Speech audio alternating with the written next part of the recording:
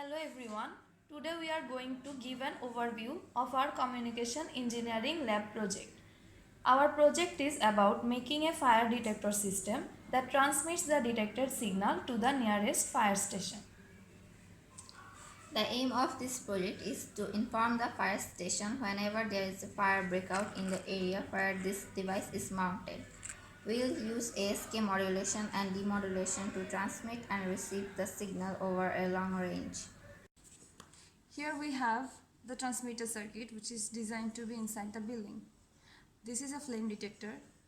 This sensor is designed to detect or respond to the presence of flame or fire.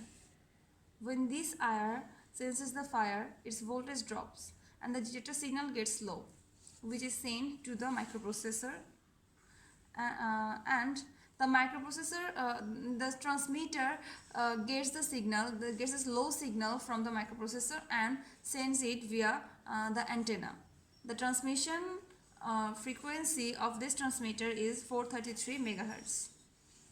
We have used amplitude shift keying modulation here.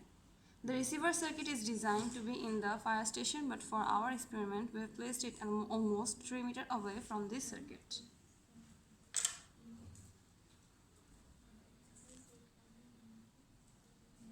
And this is our receiver circuit.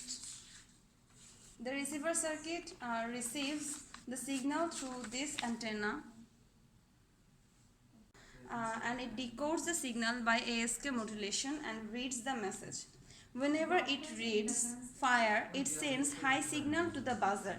So the buzzer starts to make a beeping sound. So now we are going to experiment it.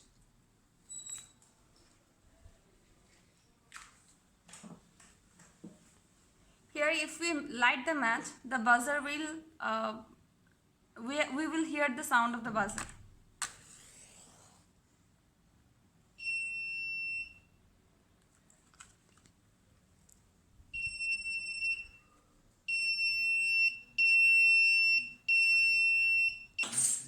So this is how it works. There are certain benefits and drawbacks of using this device we made. The RF module we used in this project are super cheap and they are easily available. The Arduino code is simple, and when a fire breaks out, the fire security organization can be informed of that, so more lives can be saved in no time. The assembly of this system is quite easy and it's compact in size, so it can be mounted anywhere. But the transmitted signal can be overridden. The transmitted signal gets blocked by the presence of an interference. But if we place relays within some intervals, this issue can be solved.